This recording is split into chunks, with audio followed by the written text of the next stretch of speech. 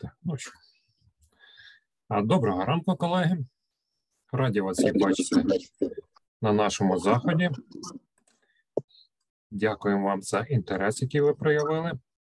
Одразу прохаємо вимикати мікрофони, хто у нас не спілкується. Сьогодні у нас буде тема, як ми можемо працювати за допомогою ЕМДР з хронічним болем. Good morning to everybody, and I'm grateful to see all of you here, and thank you for your interest to our webinar. And first of all, I would like to ask everybody who is not speaking to turn off the microphone. And today we will have a webinar about how to use the EMDR in the work with chronic pain. Тема надзвичайно, знову ж, актуальна в наш час. And this topic is extremely actual for nowadays.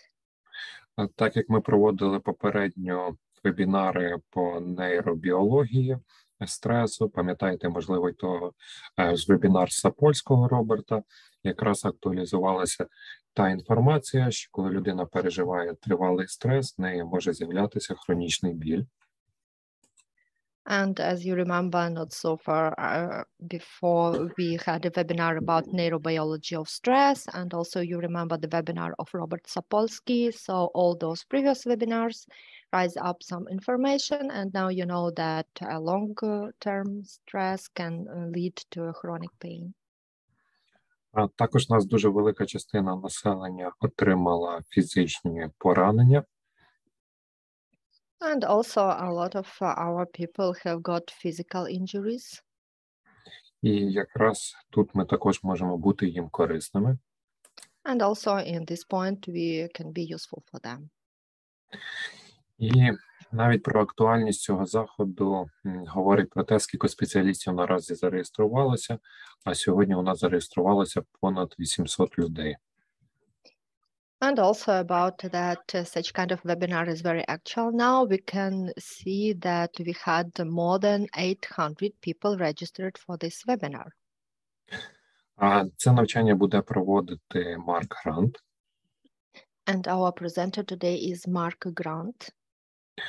Наш колега з іншого куточка нашої планети, з Австралії.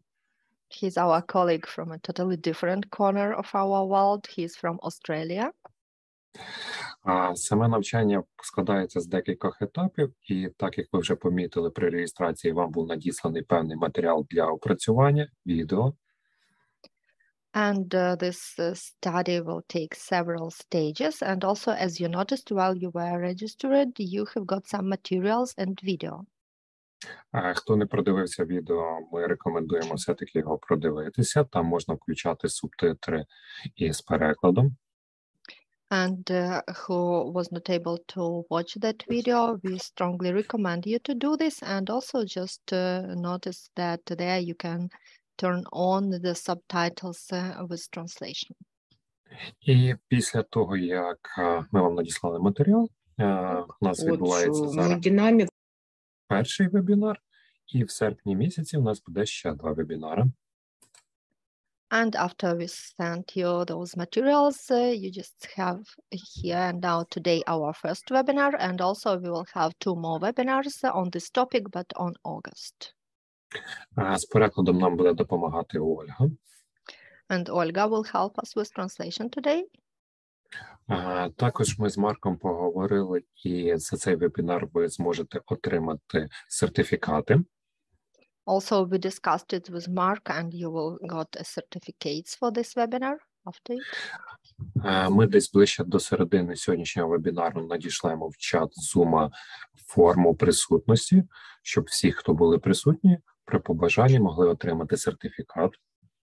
And somewhere at the middle of this webinar, I will send a registration form to the group chat of this webinar, so everybody who are present here will get a certificate. І запис ми робимо, тобто буде запис доступний також для тих, хто був присутній на вебінарі.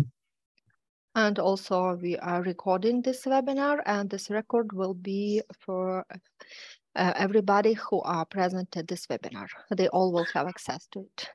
Угу. Також бачимо в чаті, що люди пишуть і подяку, і як отримати посилання на матеріали.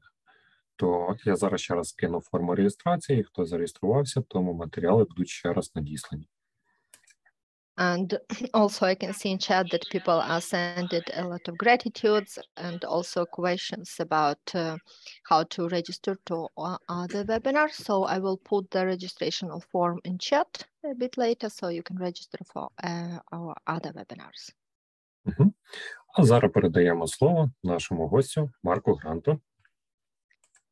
And now I would like to invite our dear guest, Mark. You're welcome to speak. Дякую. Доброго ранку. Я молюся я за вас. It's a pleasure to be here and to share my knowledge to help your people in this time.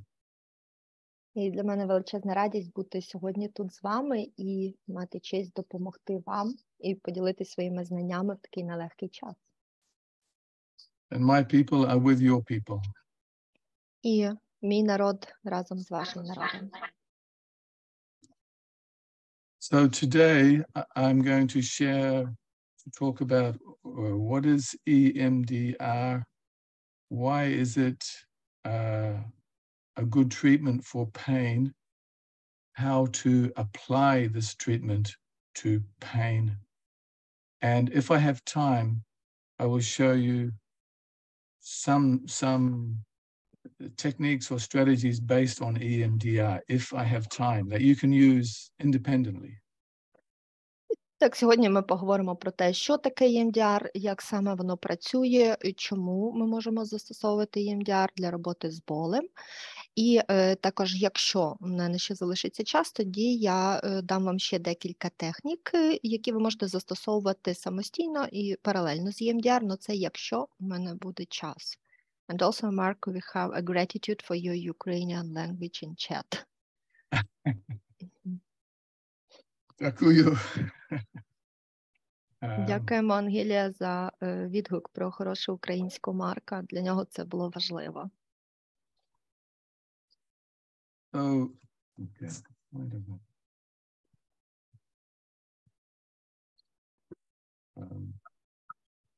Так, ми щойно в чат скинули ще раз матеріали. Надсилали. And I put it to the chat those materials that we sent to you. Дякую. So people will know that about the connection between. Oh, I'm sorry. Does everyone understand that EMDR stands for eye movement desensitization and reprocessing? І перш ніж почнемо, хочу запитати, всі знають, що ЄМДР – це означає десенсибілізація і репроцесуалізація рухом очей, так? And many of you I know this, some may not. You will understand by the end of our talk this morning what this name means.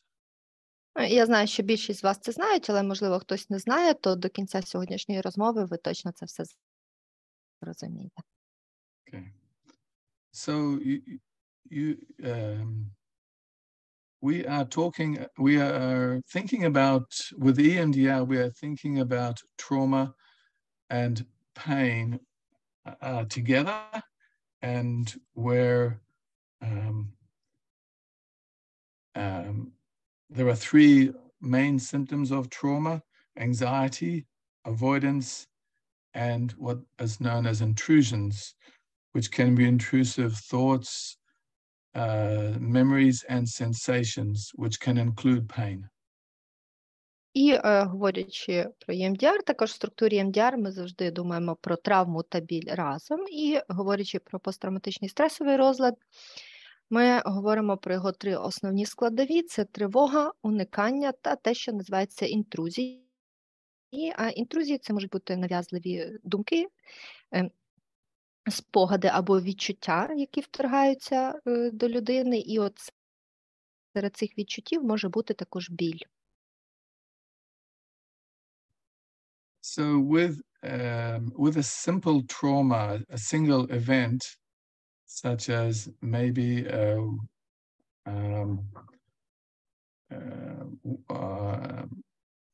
combat experience or rape or an explosion, the relationship between the trauma and the pain is very direct.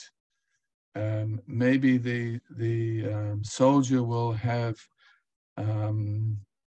tinnitus, maybe the rape victim will have pelvic pain, and maybe the victim of an explosion will have headaches.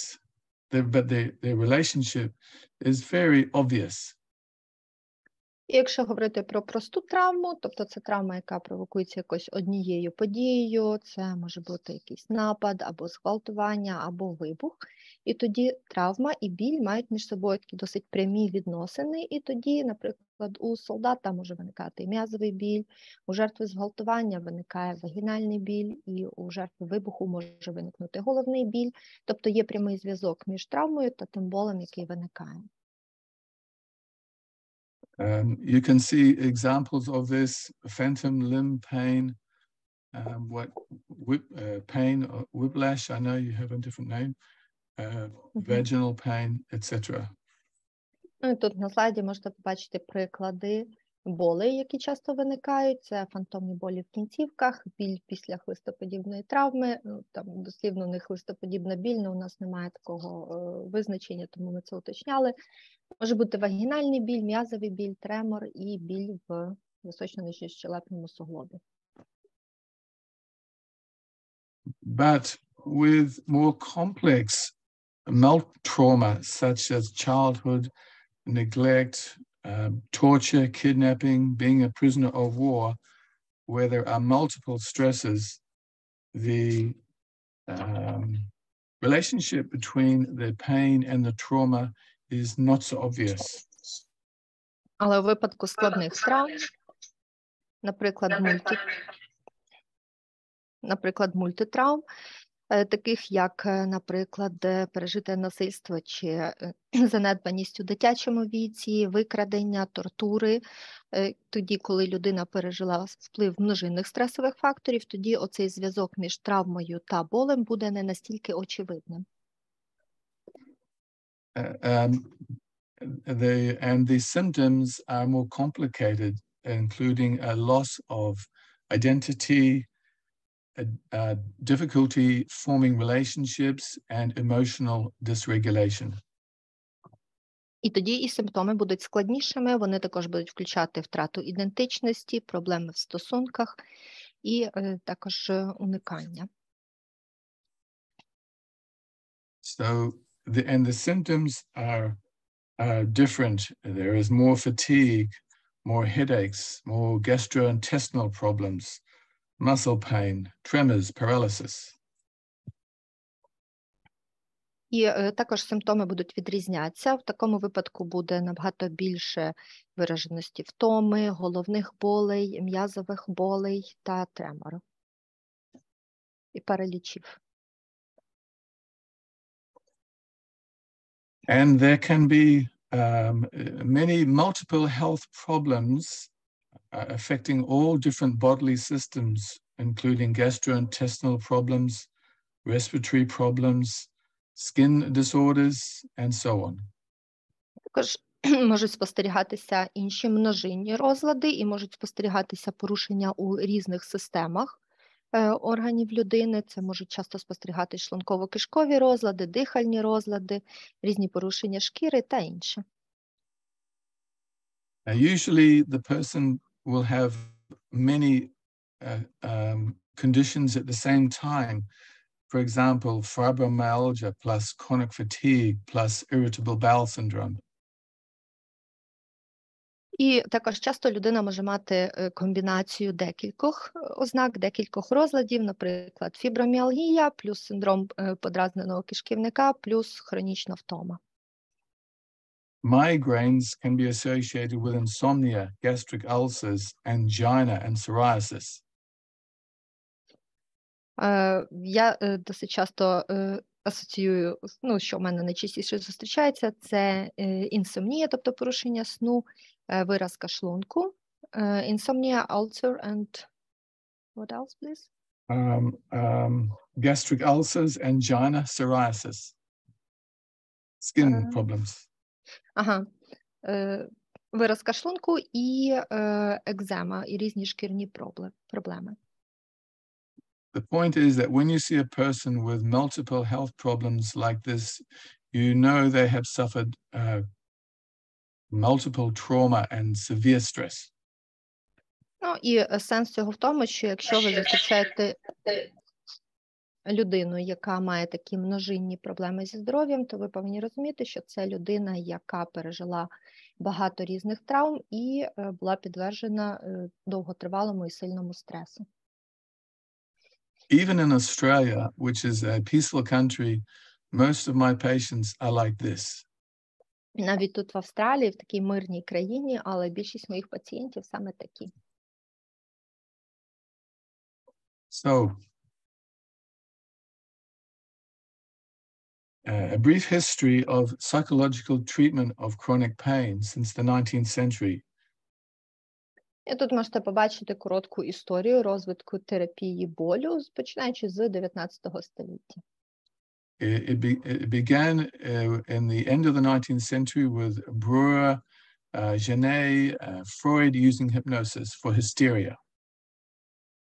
І почалося в кінці 19 століття, коли Бруно, Жане і також Фрейд застосовували гіпноз для лікування істерії.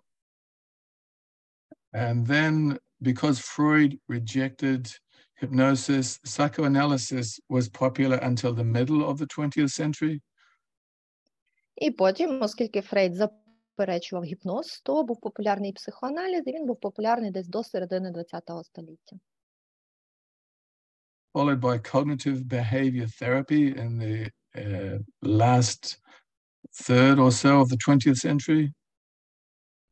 І на зміну йому прийшла когнітивно-поведінкова терапія, і вона тривала десь так до останньої третини 21 століття.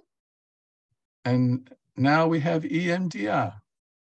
А зараз у нас є ЕМДР. Of course, it is not as well known as cognitive behavior therapy yet. Звісно, вона ще не настільки добре відома, як когнітивно-поведінкова терапія поки що. But it has many advantages, which I'm going to explain. Але ця терапія має багато переваг, про які я вам розкажу. I also, just before I continue, I want to say that hypnosis has never completely disappeared, and it has always been and continues to be a popular treatment for pain, and I will be talking about this in the third of my 3 webinars. І перш ніж ми підемо далі, то хочу сказати вам, що насправді гіпноз повністю ніколи не зникав, і все ж таки він мав свої застосування в певних випадках, і ми ще до цього повернемося, я вам розкажу про нього більше в наступних 2 третинах нашого вебінару. So now we come to EMDR. First to say, EMDR is not a talk therapy like psychoanalysis. Що ж, і ми вже дійшли з вами, власне, до ЄМДР. І перше, про що хочу сказати, це те, що ЄМДР – це не є розмовна терапія, як, наприклад, психоаналіз. It is a memory reprocessing therapy. So you can see in the picture how the patient's memory of a traumatic event is transformed into something more positive. Це терапія репроцесуалізації пам'яті, і отут на картинці ви можете побачити, як внаслідок цієї терапії трансформуються спогади пацієнтки, трансформуються в щось хороше. EMDR is based on the accelerated information processing model, which believes that everybody has a biological capacity to transform traumatic memories. І, власне, ЄМДР базоване на моделі прискореної процесуалізації. І це базовано на тому, що Кожна людина має в собі здатність обробляти, опрацьовувати, змінювати свої процеси пам'яті. So that past memories can become integrated with present knowledge and experience. Тобто минулі спогади можуть бути інтегровані разом з знаннями та навичками, які в людини є сьогодні.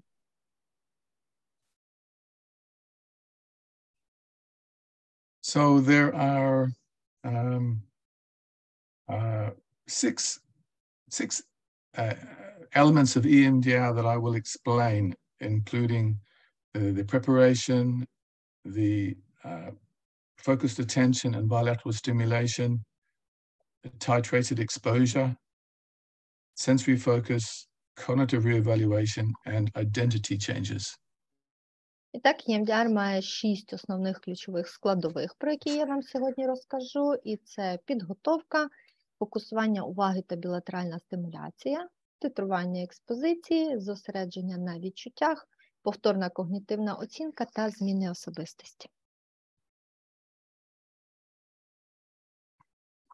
And I want to make the point that EMDR is a bottom-up treatment, meaning that it relies on sensory input to change traumatic memories rather than cognition or meditation.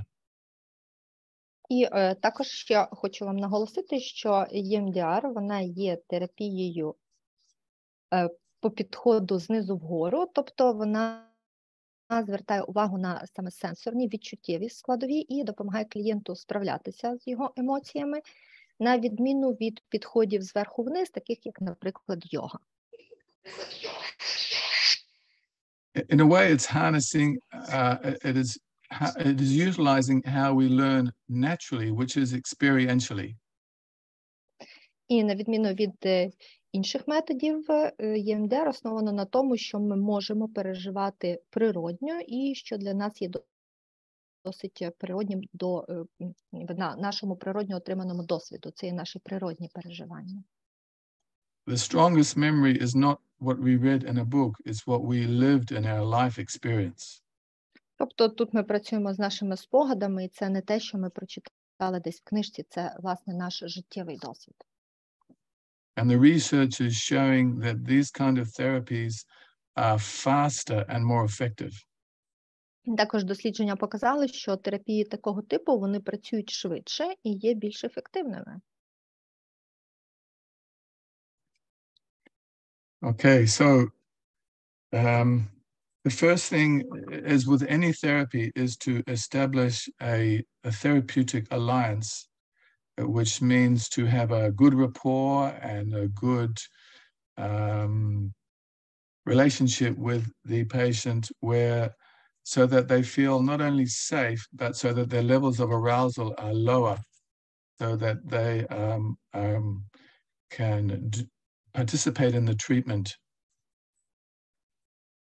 І так, таким першим кроком, як і в будь-якій терапії, тут є також встановлення терапевтичного альянсу, що означає встановлення хорошого рапорту, встановлення хороших стосунків з клієнтом, і таких, де клієнт почувався не лише в безпеці, а також, щоб це дійсно знижувало рівень його збудження, і щоб клієнт став готовий піти в терапію.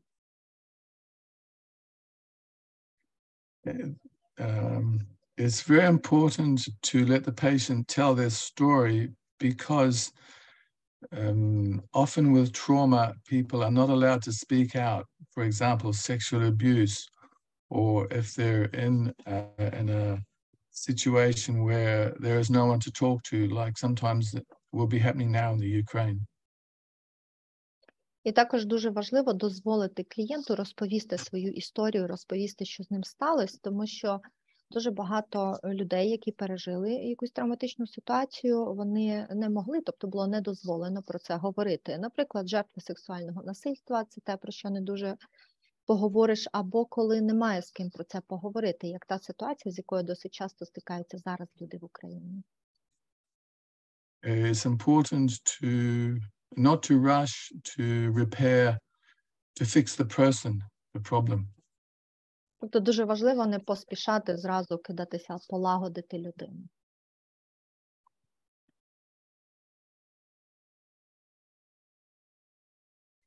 The other important point is to, it's not just what happened to the person, it's who it happened to, because every person is different. І наступний момент – це, що важливим є не лише, що саме сталося з людиною, а також важливо, з ким саме це сталося, тому що кожна людина інша, всі люди різні. The most important personality variable is sensitivity. І найбільш важливою складовою особистості людини є сенситивність, тобто чутливість. The more sensitive a person is, the more easily traumatized they will be. І чим більш чутливою є людина, тим легше її травмувати. Socrates said, it's more important to know what person has the disease than what disease the person has. І ще Сократ казав, що набагато важливіше знати, яка людина має хворобу, ніж яку хворобу має людина. But even the strongest person can have their breaking point. Тому що навіть у найсильнішої людини є певні переломні моменти, точки, де вона може зламатися.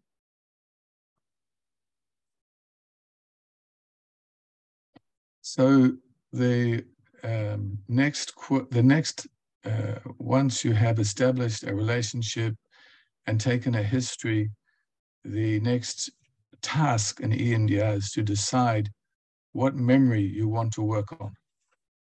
І після того, як ви встановили стосунки з клієнтом, вислухали історію клієнта, наступним завданням ЄМДР є визначити мішені для впливу.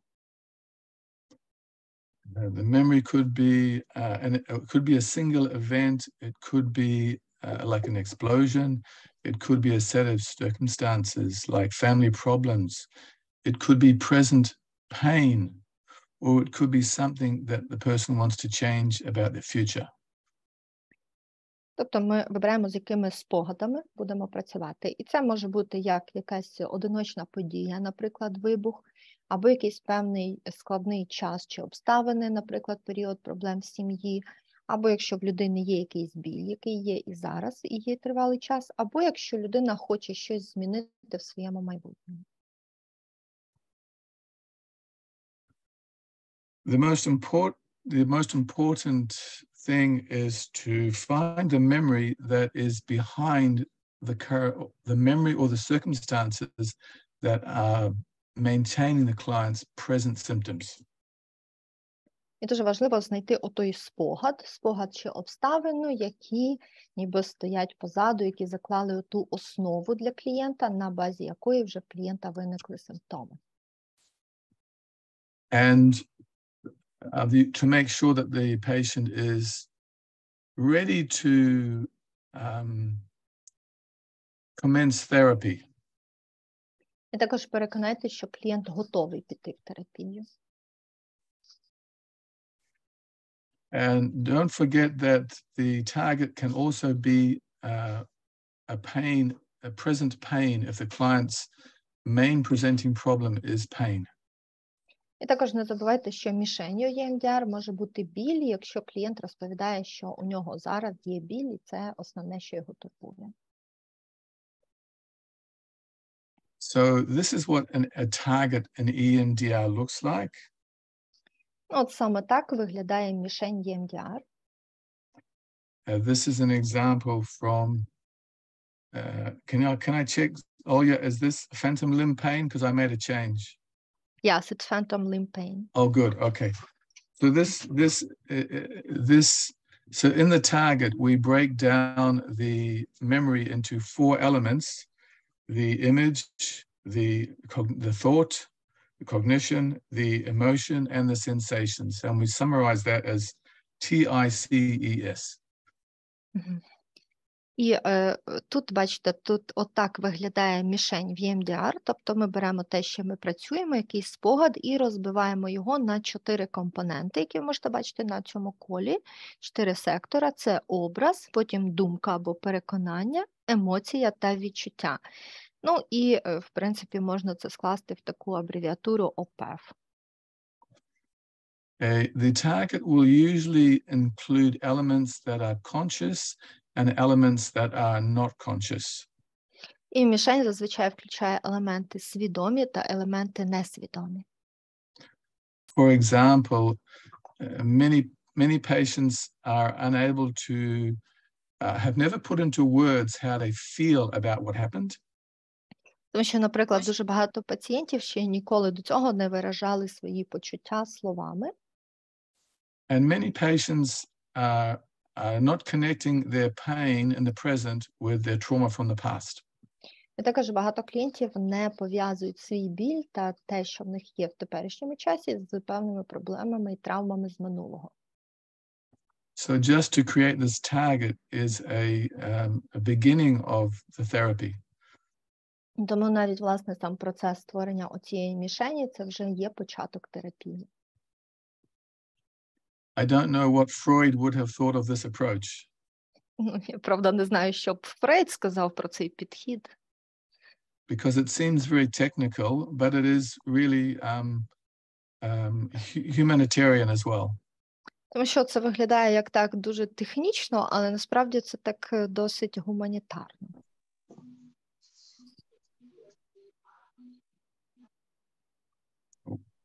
So with the negative cognition, it has to be it has to be a belief that the person has about themselves in relation to the trauma. And usually, you can read this. Oh yeah, just there are 3 different categories. Якщо ми говоримо про негативні переконання, то це якісь певні судження, переконання клієнта щодо себе, які включають те, що з ним відбувається стосовно травми та болю. І є 3 типи негативних переконань. Це пов'язані з недостачею безпеки або вразливістю, з недостачею контролю або сили, і також з відповідальністю, або коли людина вже має якісь порушення. The negative cognition is important because it captures or it defines what it was about the traumatic situation that the person couldn't cope with. І що ніби захоплює або визначає ту травматичну подію, яку людина пережила і з якою не змогла справитися.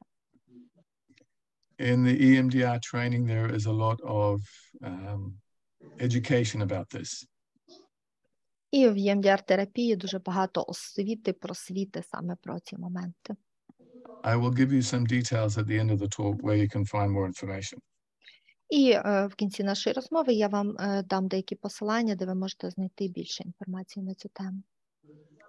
But for now, I hope you understand the concept of EMDR, that it's based on getting a target memory with the emotional, mental, and sensory elements of the memory that you can then work on with EMDR processing.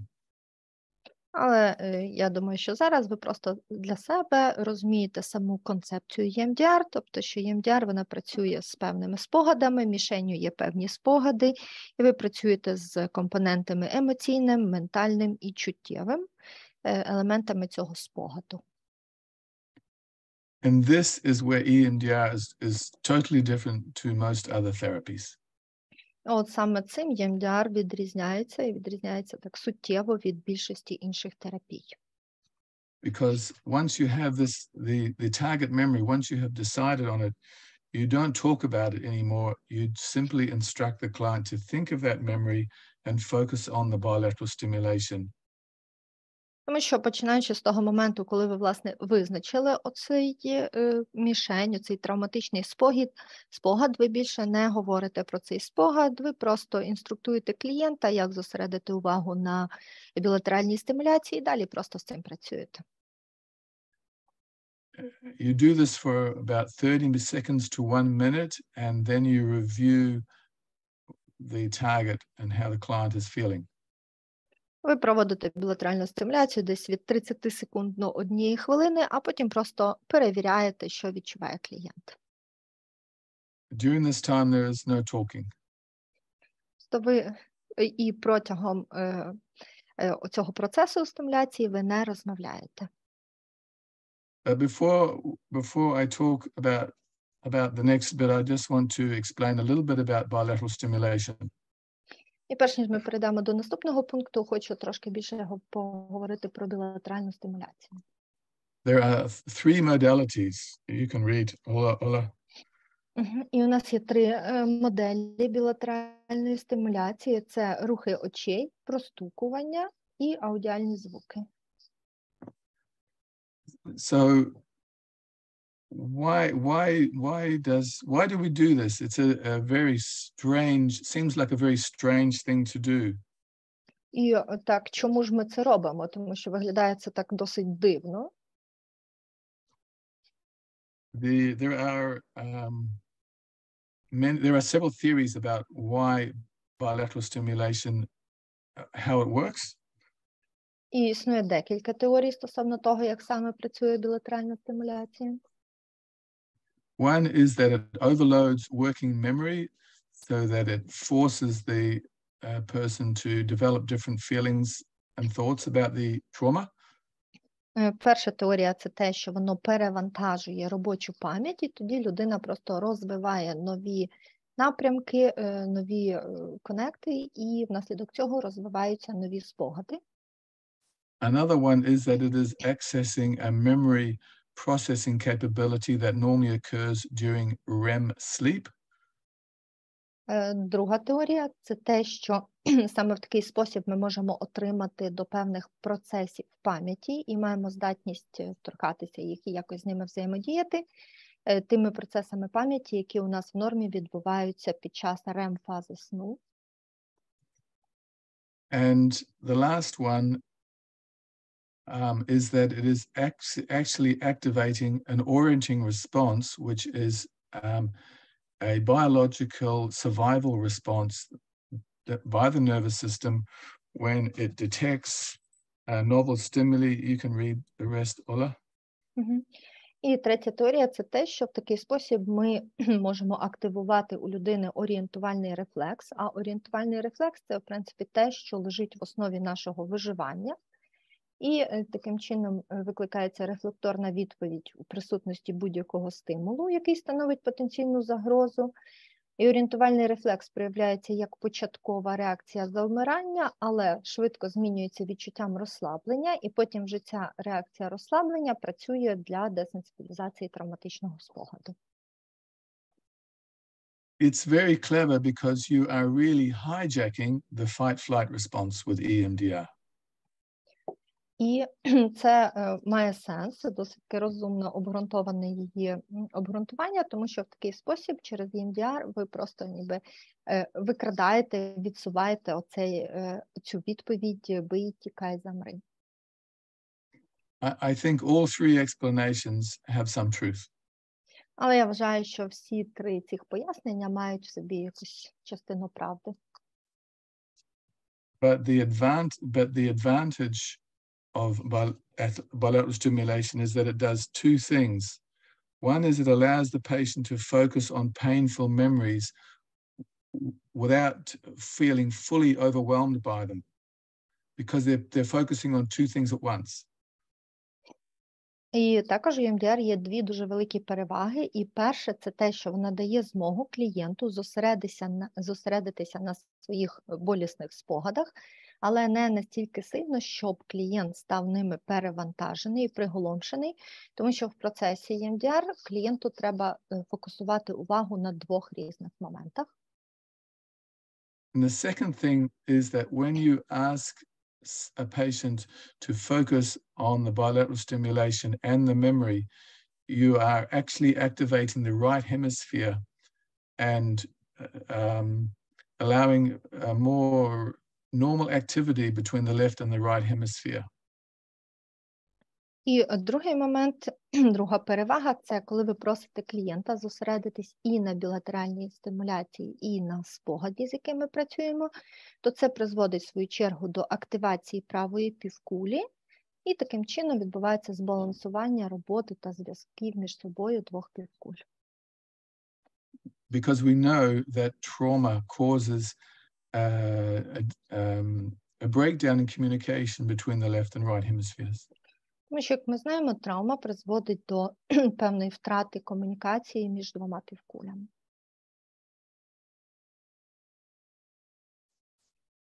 In the treatment of pain, I use audio bilateral stimulation for 4 reasons. Number one, because it is more, it has a bigger somatic impact.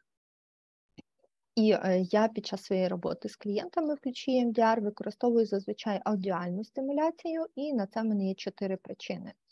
Перше – це те, що аудіальна білатеральна стимуляція, вона більш соматична, вона має більший вплив на тіло.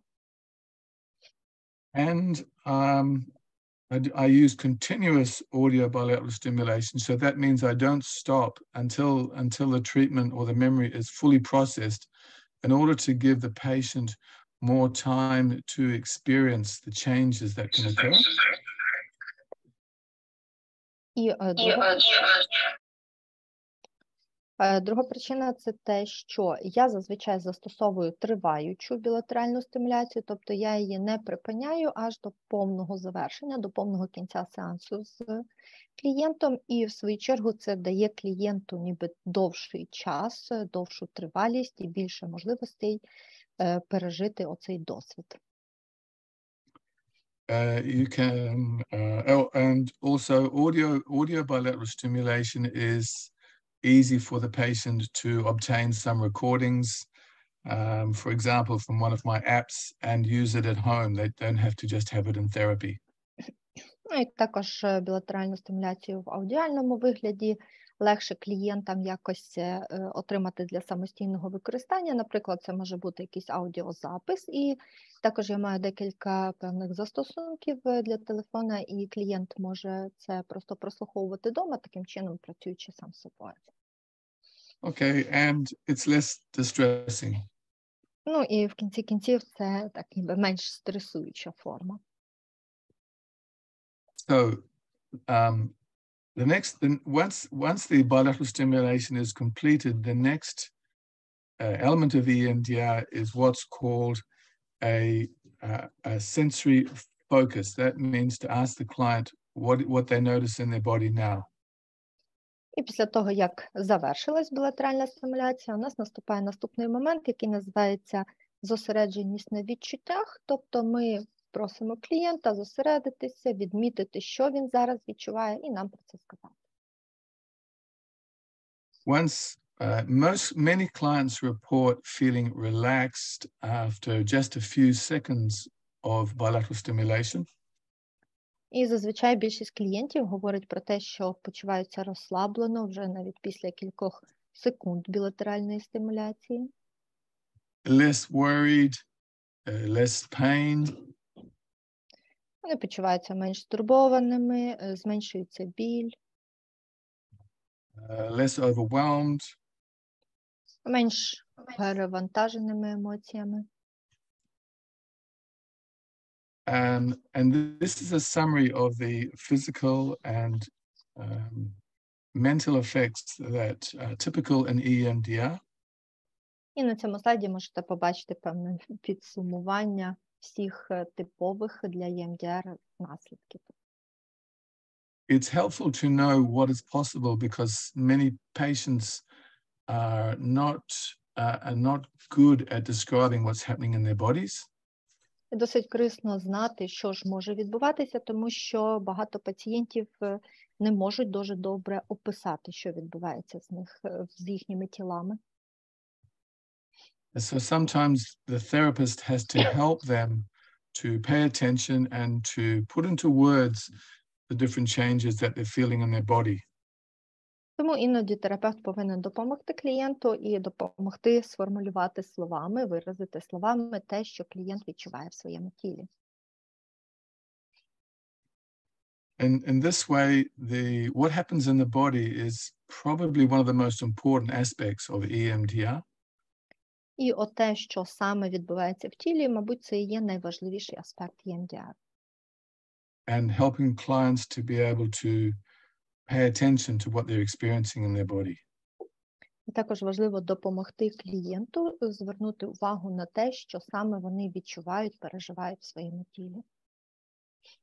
But because trauma can be overwhelming, it's important to maintain a balance between focusing on the body and being away from the body. І оскільки ми знаємо, що травма досить часто може бути приголомшуючою, то дуже важливо для клієнта вміти зосереджуватися на відчуттях свого тіла і також дещо відсторонюватися від свого тіла. During the EMDR, there will be what's called a body scan, where you ask the client to notice what they're feeling in their body, and if they're still feeling any distress, you continue with more sets of dual focus bilateral stimulation until the client is completely free of distress, or until there are no more changes happening. І також протягом виконання EMDR у вас буде такий момент, як сканування тіла. Це той момент, коли ви просите клієнта зосередитись на відчуттях свого тіла і повідомити вам, чи, можливо, ще в якійсь частині тіла і досі відчувається певний дискомфорт. Якщо клієнт повідомляє про дискомфорт в певній частині свого тіла, тоді ви проводите ще декілька сетів двохфокусної білатеральної стимуляції і виконуєте це до того моменту, поки клієнт не скаже, що вже немає таких ділянок тіла, в яких був би дискомфорт.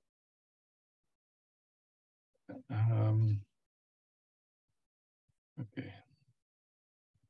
And after successful reprocessing, the work is usually completed by installing positive beliefs or cognitions. And these are the opposite of the negative cognition that we started off with when we created the EMDR target. І зазвичай після успішної репроцесуалізації ми переходимо до визначення певних позитивних переконань і їх інсталяції, тобто впровадження. І тут на слайді ви бачите певні приклади позитивних переконань, і вони є протилежними до тих негативних переконань, які ми встановлюємо на початку терапії. So normally, instead of the client thinking I'm weak, I'm helpless, they will come to think I'm strong, I can cope. І в нормі клієнт замість переконань, що я слабкий, я безпорадний, переходить до переконань про себе, що я сильний, я можу з усім справитися. It's different to positive thinking because of the changes in the client's somatic bodily experience. They really believe it. І це відрізняється від, власне, позитивних думок, позитивного мислення тим, що тут, коли клієнт переживає це на рівні соматичного, тілесного досвіду, тоді клієнт дійсно в це вірить. And this is reinforced or installed in the client by asking them to think of the positive belief, notice how they feel it in their body, and observe bilateral stimulation, usually for a shorter, slower time than when you are processing. І тут ви бачите приклад подальшої роботи, тобто це посилення інсталяції. Ви просите клієнта подумати про свої позитивні переконання, також зосередитись, де саме в тілі і якими відчуттями клієнт це відчуває і переживає, і також проводите сет білатеральної стимуляції, але в цьому випадку вже зазвичай цей сет є коротший і повільніший.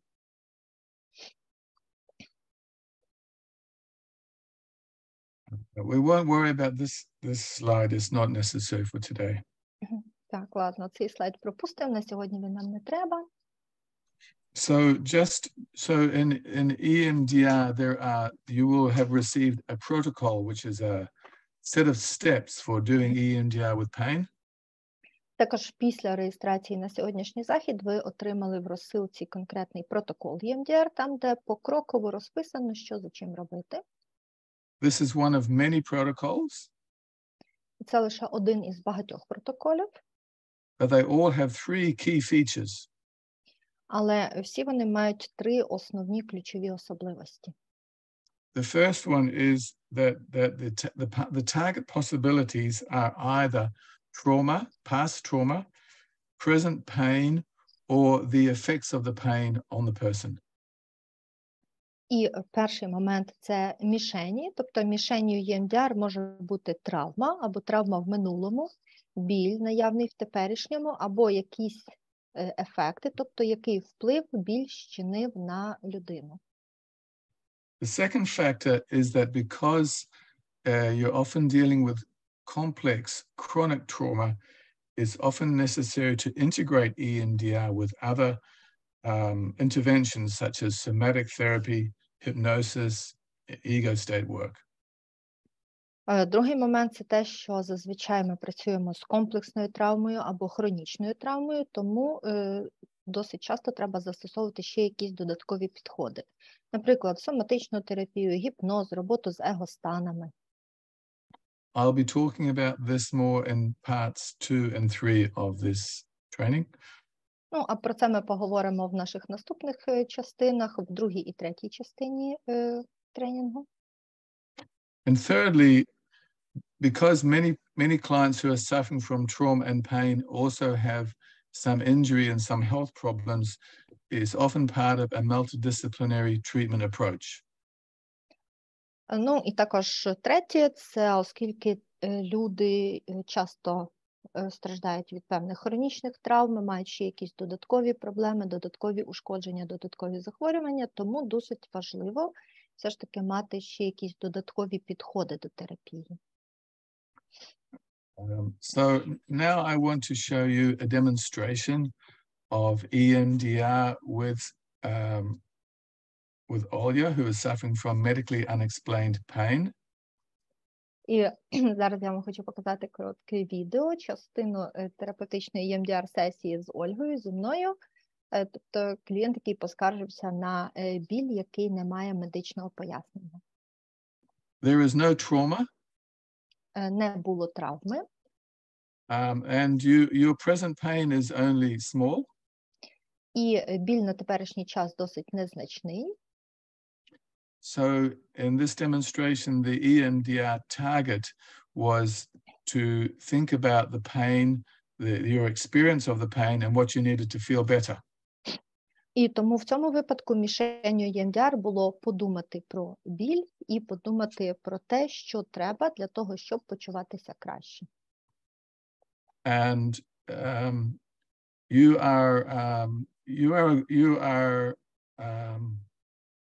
I know you are ready for EMDR because you have a stable personality, your health is generally good. If you didn't have that, maybe we wouldn't do EMDR so quickly. This is important. Я знав, що клієнт готова до ЄМДР, тому що вона має досить стабільну особистість і не має ніяких додаткових захворювань, тобто в цілому фізично здорова, але якби у клієнта були якісь інші обставини чи інші нюанси зі здоров'ям, то, можливо, ми не перейшли би так швидко до ЄМДР.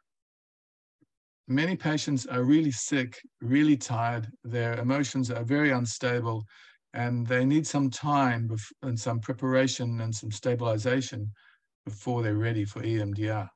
Тому що досить багато пацієнтів, клієнтів, вони є дійсно хворими, вони мають дуже сильний рівень втоми, вони мають дуже сильну емоційну лабільність, їхні емоції коливаються в різні сторони, тому досить часто клієнт потребує якихось ще певних додаткових процесів для стабілізації, а вже потім ми переходимо до ЄМДР. So this demonstration is not typical, but it will give you an understanding of how EMDR works. І ця демонстрація – це не зовсім такий класично типовий приклад ЄМДР, але ви отримаєте уявлення про те, як саме працює ЄМДР. You can relax now, Olya, for... Like you say, it's 5 minutes of shame. No.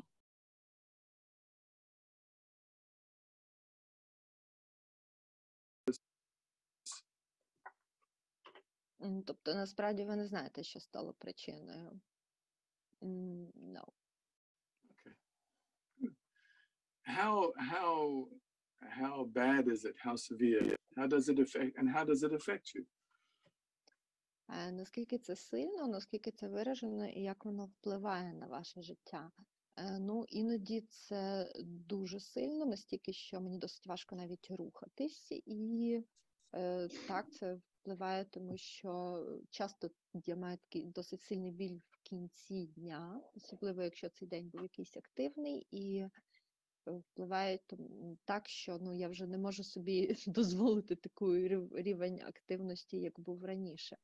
Well, sometimes it's quite severe, and sometimes it is even hard for me to move, to walk, or to strengthen my work. And also it influences that quite often I have it at the end of the day, especially when the day was very active. And so I cannot let myself to have as active life as I used to have. Okay.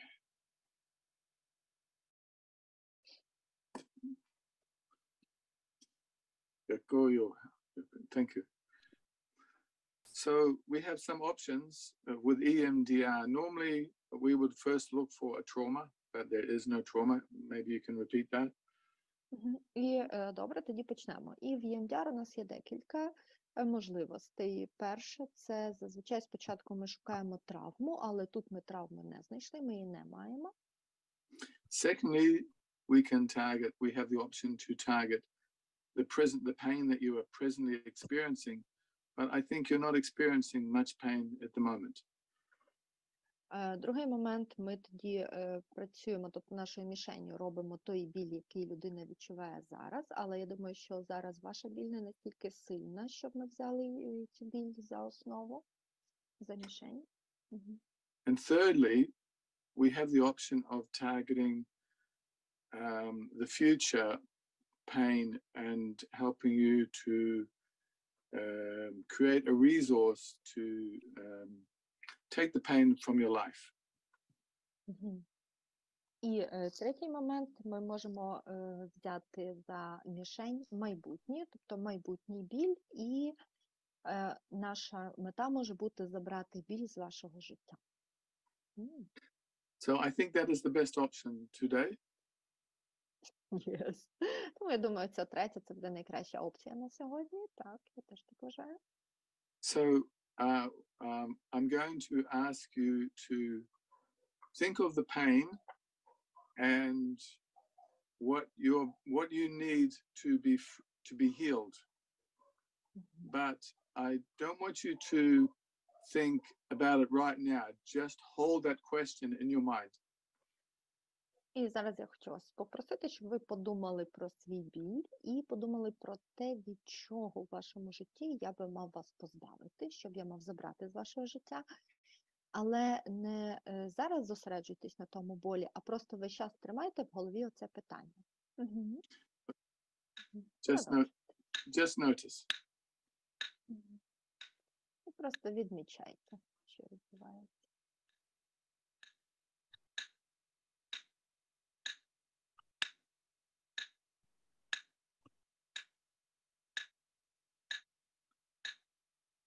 And just let whatever comes, comes. І просто дозвольте прийти тому, що прийде.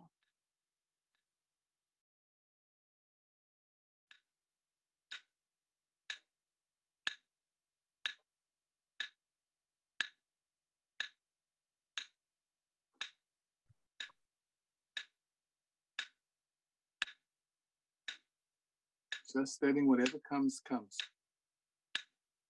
Просто нехай прийде все, щоб не прийшло.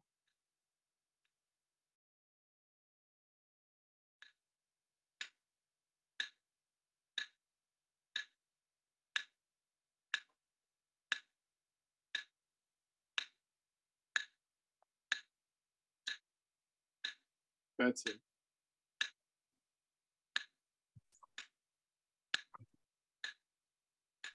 Just let whatever comes, comes, Ola. Просто все, щоб не прийшло, нехай прийде. Дозвольте цьому статися.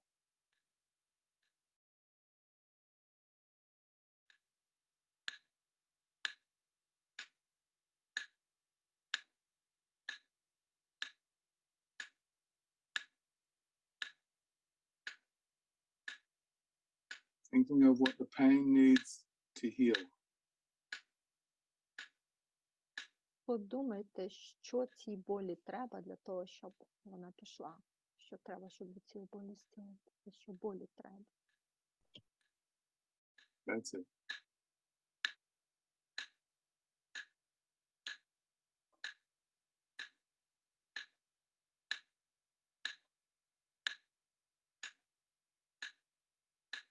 And now, what are you noticing now, Ola? Що зараз відмічаєш? Ну, ця біль якось так ніби розчиняється, перетворюючись в хмаринку, і всьому тілу хочеться аж розвернутися. While this pain, it like turned to a small cloud and disappearing in a process, and all my body just want to like to be open, to strengthen, to stretched. Excellent. Notice that. Чудово, і просто відмітьте це.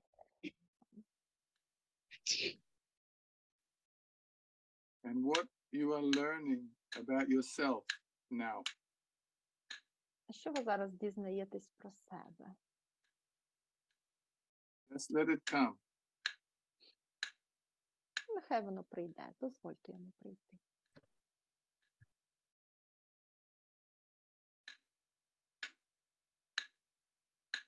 That's it. Так, це воно.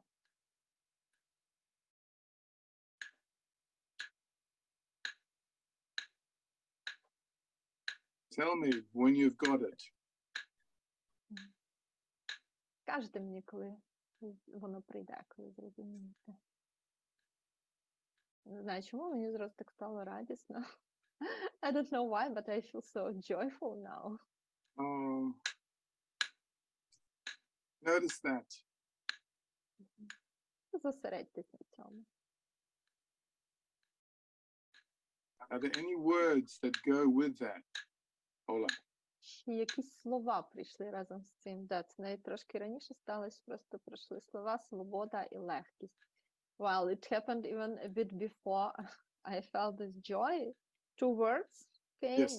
it's freedom and lightness. Think of that. And notice where you feel that in your body now. Тому зосередьтесь на цьому і відмітьте, де саме в тілі ви це відчуваєте.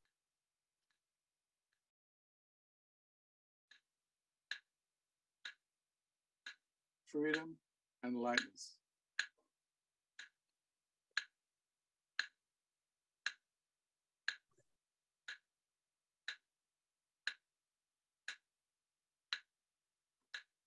That's it.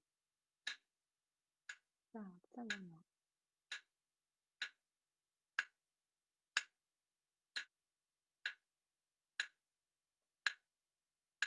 And something that you're learning about your body now. А що ви дізнаєтеся про своє тіло зараз? You're letting go of something. Ви зараз щось відпускаєте.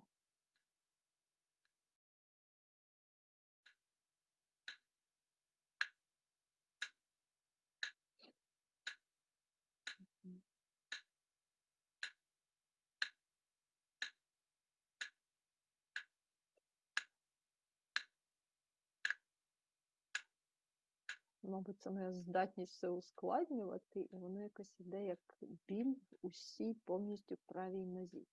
So probably this is my ability to make everything complicated, and it feels like a pain in a whole right leg. Now? Yeah. Okay. So just focus on that pain.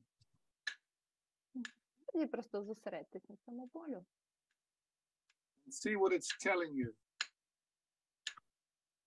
І послухайте, що він вам говорить. What does it need? Що йому потрібно.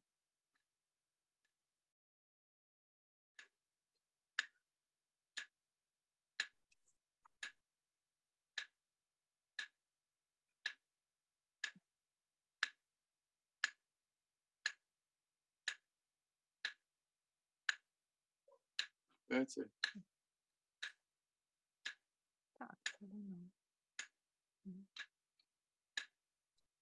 Типу балансу йому потрібно, щоб і на нього зважали, але не так сильно його використовували. So it needs a kind of a balance so that it should be also from time to time having its attention, but not to use it too much. So balance, think of that. Баланс, рівновага. Подумайте про це.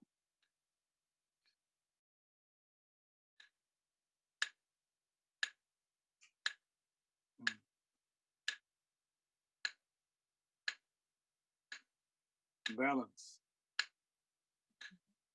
Баланс.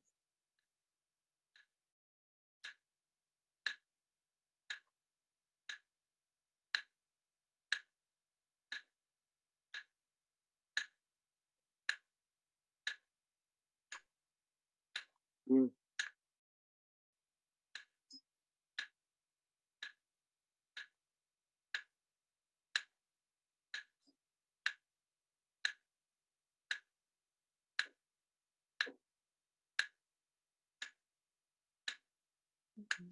Маю якісь такі цікаві фізичні відчуття, щось на кшталт тремтіння в тому місці, де зазвичай є оцей біль. So now I have some kind of special physical feelings, a kind of trembling, but just a kind of in that area where I used to usually have this low back pain. Yeah. Just notice that and let whatever needs to happen, happen, Ola. І просто відмітьте це і дозвольте статися будь-чому, що станеться.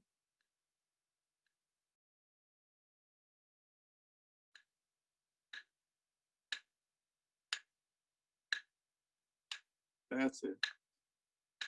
Це воно.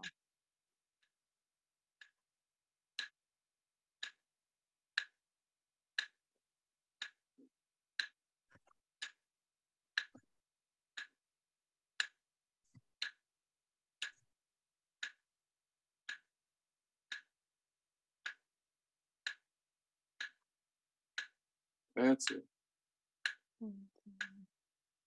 Відчуття сили хребта. Такое. It is a feeling of strength of my spine. My spine is so strong and empowered now. Так ніби хребет прям посилили чимось. Notice that. Зосередьтесь на цьому. Feel that. Відчуйте це. What you are learning about yourself now. Що ви зараз дізнаєтесь про себе? Що я багато що можу. That I can do a lot. Notice how that feels in your body now, Ola. І відчуйте, як це зараз відчувається в вашому тілі.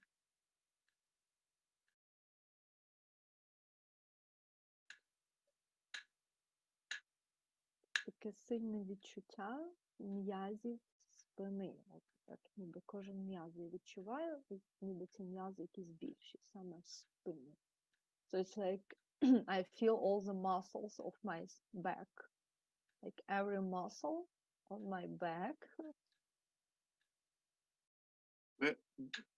Let your body have whatever it wants now, Ola. Дозвольте своєму тілу отримати все, що воно зараз хоче. That's it. That's it. That's it. Так, це воно. And notice how that feels. І відмітьте для себе, що ви зараз відчуваєте. And what you're learning about yourself now and your body, Ola. І що ви зараз дізнаєтесь про себе та про своє тіло. Так, якась радість, якесь полегшення. І ще того, що, ну, ніби ми з тілом хороша команда. Ми багато що можемо. Well, I feel joy, I feel a kind of release, and the thoughts are like, me and my body, we are a great team. Very good. How does that feel now? in my body. В тілі. Thank you. I feel kind of lightness, easiness and energy. В тілі відчуваю якесь полегшення і такий приплив енергії. So if you had to summarize what you have learned about your body and yourself this morning, Ola, how would you summarize it? І як би ви підсумували все те, що ви дізналися сьогодні про себе та про своє тіло? Який був би висновок?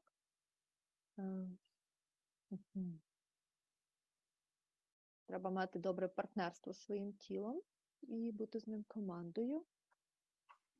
І будемо шукати баланс. Я вважаю, що на сьогодні 6 – це досить достатньо. І можна сказати, що це добре на сьогоднішній день 6, з багатьох причин, тому що це і так насправді дуже великі зміни. І зараз, оскільки в нас немає достатньо часу, щоб все ретельно дослідити, то це добре. So, and now how do you feel in your body now, just to finish up, Ola? І також, щоб завершити, що ви зараз відчуваєте в своєму тілі? Я відчуваю, якось таке не напруження м'язів, а от саме м'язи хребта, як вони підтримують хребет, і, в принципі, немає болю в тій ділянці, де він був, і досить таку енергію, тобто хочете щось поробити, не сидіти, а саме порухатись. So I don't feel that pain in that place where it usually is, so I don't feel it. Also, I feel it's not a tension of muscles of my spine, but I just feel how muscles are holding my spine, and also I feel energy in my body. I want to do something, I mean to move, not just to sit and do something, but to move. Please, can you listen to that? Можете до цього прислухатись? Okay. That's very important. Це дуже важливо. I have one last question. Have you learned something about, not only about the pain and about your body, but about trusting your body and something about trust? A lot, but I should really trust my body's sensation, and sometimes probably it can prevent me some kind subconsciously from something. І моє останнє питання, скажіть, будь ласка, чи ви дізналися сьогодні щось стосовно болю, як це стосується тіла, стосовно довіри до свого тіла та до відчуттів? Я кажу, так, дізналася, і думаю, що так, треба більше довіряти своєму тілу, і можливо, якщо я буду краще дослухатися до відчуттів, які посилає мені тіло, то воно якимось чином підсвідомо, можливо, мене захистить від чогось.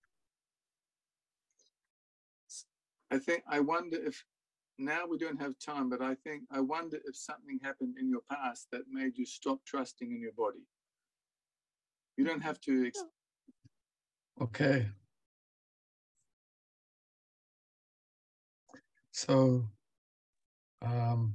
you can see how I hope from Ola, thank you for being such a great subject, how EMDR works and how fast it is, how subtle it is, how important it is to focus on what's happening in the body, and to how the bilateral stimulation and the focusing enables the patient to experience themselves and their pain in such a different way. Ну що ж, на цьому відео ви побачили, як виконується ЄМДР-терапія, і дякуємо Ользі за те, що була такою хорошою нам моделлю для цього. І ви побачили, як саме працює ЄМДР, ви побачили, що воно працює досить швидко. Також ви побачили, що дійсно є дуже важливим зосереджуватися на відчуттях у власному тілі.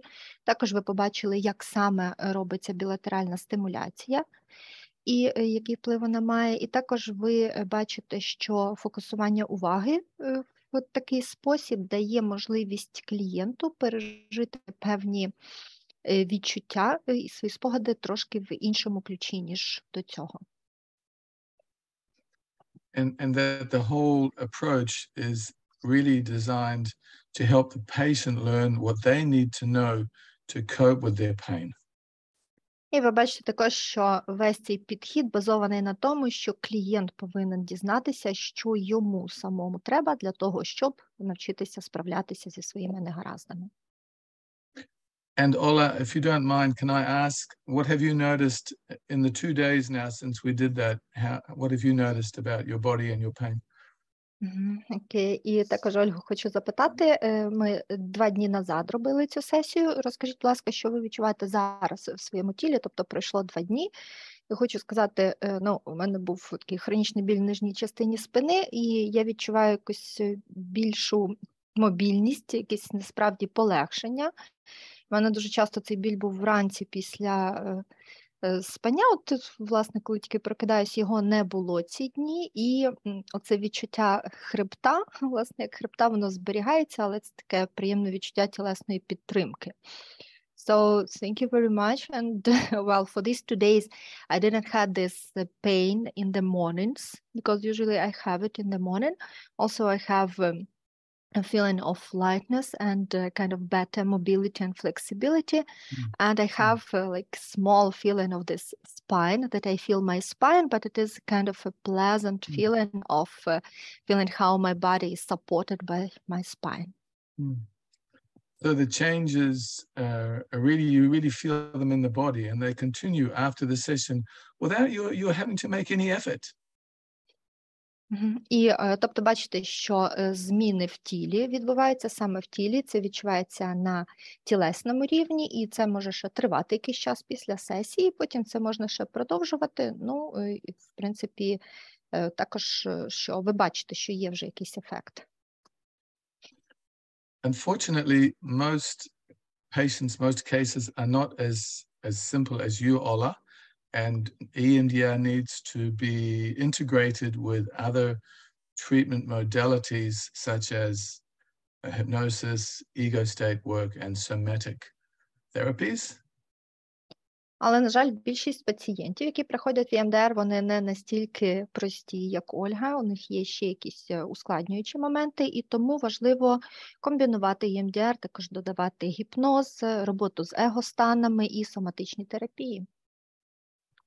So what this picture is showing is with EMDR is good with simple trauma and pain, maybe some mild medical problems, but with the CPTSD, with the more complex chronic cases, it needs to be integrated with other treatment modalities. І на цьому слайді ви бачите, що ЄМДР добре підходить до моментів, коли є хронічний біль, можливо, якісь травми чи проблеми з прив'язаністю, можливо, в комбінації з якимись соматичними захворюваннями, але які мають таке нескладне медикаментозне лікування, тобто чи якимись неважкими, власне, тілесними медичними захворюваннями. Але якщо тут є якісь складніші проблеми, власне, медичного характеру зі здоров'ям, або комплексна травма, або взагалі більша сукупність проблем, тоді до ЄМДР ще треба додавати інші модальності.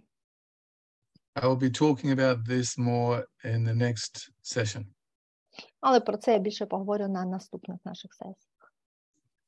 So just for now, for the rest of this and then for the next, I'm going to show you 3 strategies that are based on EMDR for managing pain. I'll show you the rest of these at the next meeting. І також є ще декілька стратегій подолання болю, базованих на ЄМДР, але це я вже вам покажу більш докладно на наступних наших зустрічах. So the first strategy is to create a kind of imagery for managing pain based on the changes that the patient reports following EMDR. І перший такий спосіб – це є створення якогось певного образу для зміни, для покращення стану клієнта. Цей образ має формуватися на основі отих змін в тілі, які клієнт розповідає вам, що він відчув внаслідок ЄМДР. So, and what that involves, so when you do EMDR and the patient is feeling better, the therapy doesn't stop there. І коли ви працюєте в ЄМДР, і клієнт каже, що почувається краще, ви на цьому не зупиняєтесь. You need to create something, a resource to help the patient cope with future pain.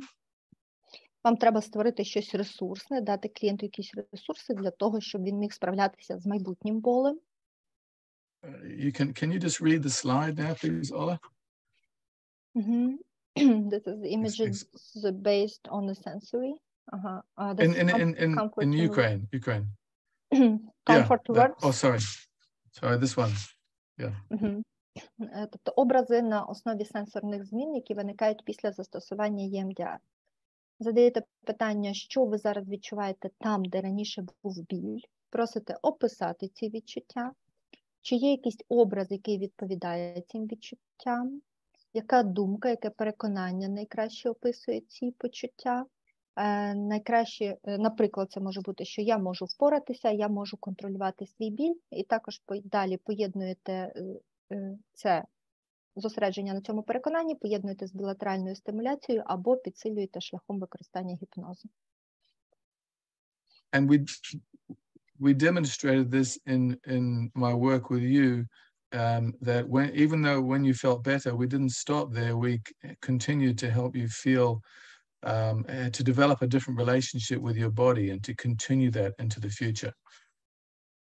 І також я показував це в роботі з вами, тому там також ви бачили, що коли клієнт каже, що почувається краще, ми на цьому ще не зупиняємося, ми продовжуємо далі нашу роботу, ми допомагаємо клієнту розвинути кращі стосунки з власним тілом і допомагаємо клієнту сформувати щось, що допоможе справлятися самостійно з болем в майбутньому. We're not just treating the pain, we're treating the whole person. І ми лікуємо не лише біль, ми лікуємо людину в цілому. Sometimes if patients have difficulty finding words to describe the relief they're feeling, you can use these words to help them. І іноді, якщо людина має якісь проблеми з описом своїх почуттів, то ви можете застосовувати оці слова для того, щоб допомогти людині описати, що вона зараз відчуває. Another strategy for helping patients to manage on future pain is to create what's called antidote imagery. І наступна стратегія, яка допомагає клієнту справитися з болем в майбутньому, це є те, що ми називаємо образ-антидот. And can you just read the slide, please, Ola? Для керування персистуючим болем. Спочатку ви просите клієнта, чи можете ви описати свій біль з точки зору його розміру, форми, кольору тощо. Далі питаєте, який образ у вас виходить, коли ви думаєте про свій біль таким чином. Далі просите подумати про протилежне цьому, що могло б забрати біль або полегшити його відчуття. Далі питаєте, який образ виходить тепер. Потім кажете, а тепер уявіть, що оця назва ресурсу, що виходить у клієнту, працює для того, щоб стимулювати полегшення. І це ви поєднуєте з білатеральною стимуляцією або підсилюєте шляхом застосування гіпнозу. This is an old hypnotic technique, but the difference is that when you ask the client to think of their resource and bilateral stimulation at the same time, it helps them to learn it more powerfully. В принципі, це така досить стара техніка з гіпнозу, але в даному випадку, коли ви просите клієнта подумати про свій ресурс і при цьому ще паралельно застосовуєте гіпноз або білатеральну стимуляцію, то це дозволяє клієнту набагато краще ніби вивчити, дізнатися це, і набагато краще це відчути і зрозуміти. And the third strategy, which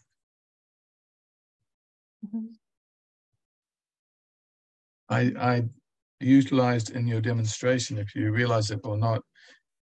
Can you read the slide, please, Ola? І третя така техніка – це прямий доступ до несвідомих ресурсів.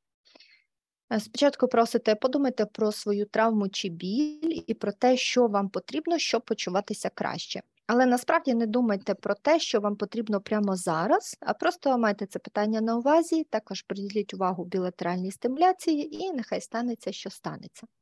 Далі ви розпочинаєте білатеральну стимуляцію. В процесі кажете клієнту, відмітьте це, що приходить, що стається, і нехай прийде те, що прийде.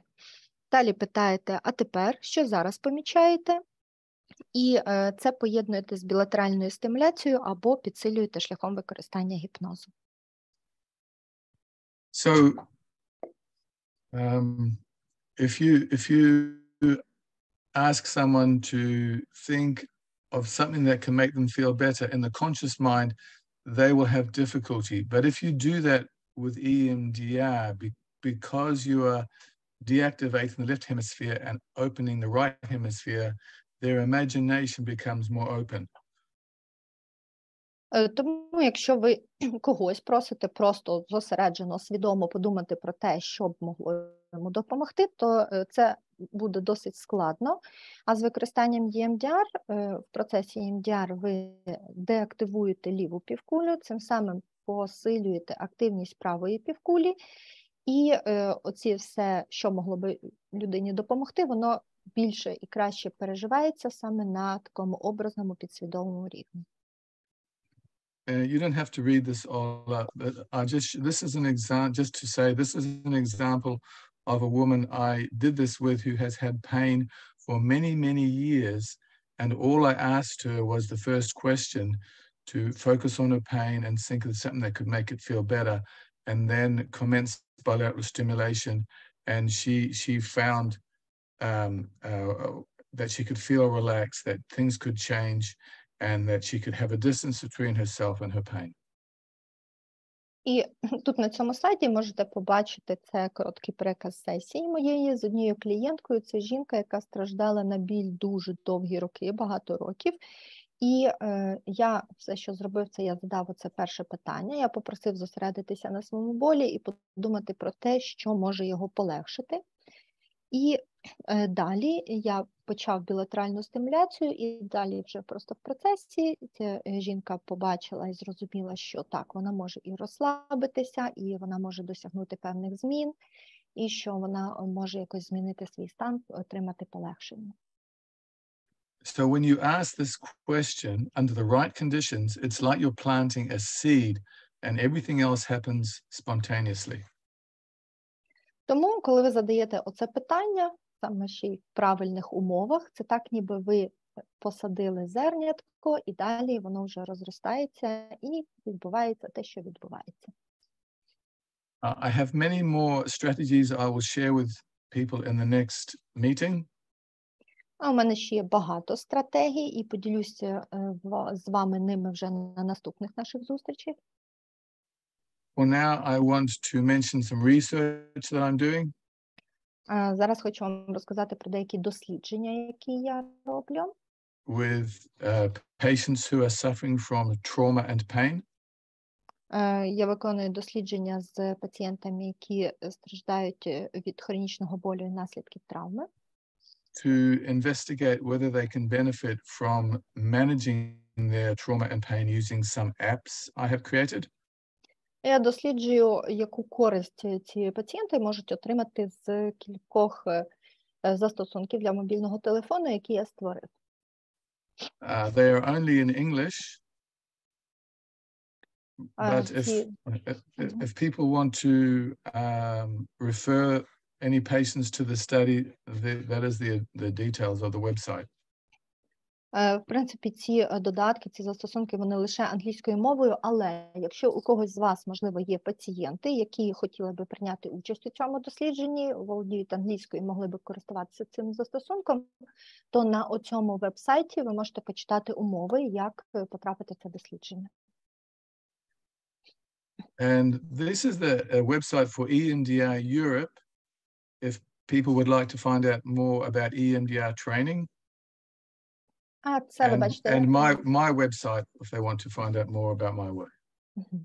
А це ви бачите посилання на веб-сайт організації ЄМДР Європа. Там ви можете більше знайти інформації про тренінги, про навчання. І знизу це мій особистий веб-сайт, там також можете знайти інформацію. Thank you. Дякую. I'm finished. Ну, дякую всім за увагу. Все, я закінчив.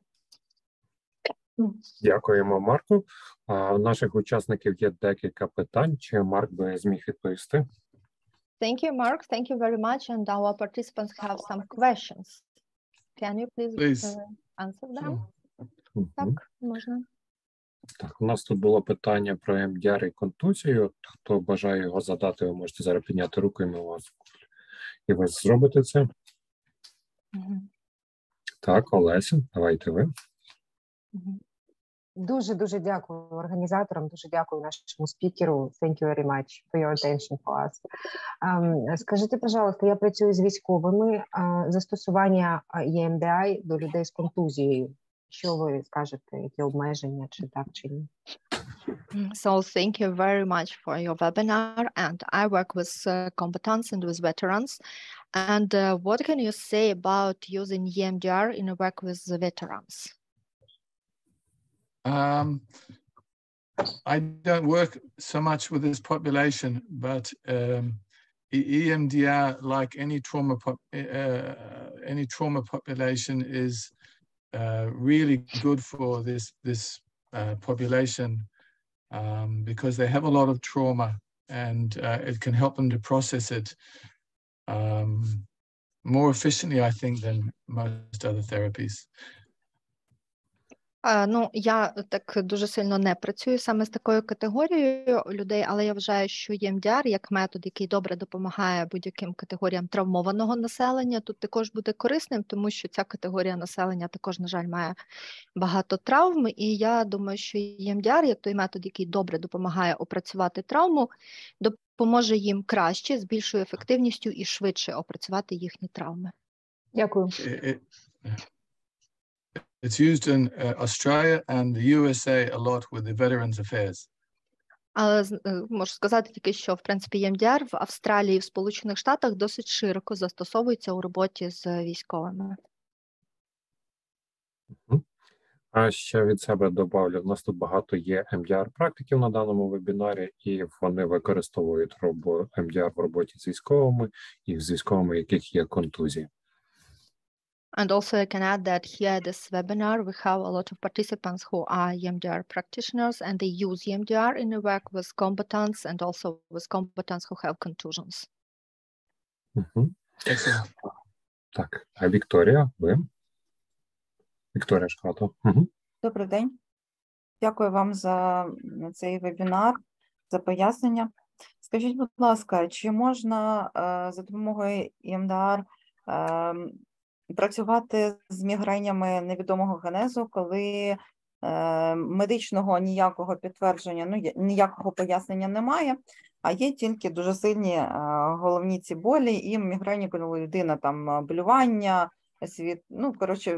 світла боїться, звуків боїться, світобоязнь, дуже сильні мігрені. Чи працює це, чи можна з цим протоколом, цей протокол використовувати для такої роботи? Дякую.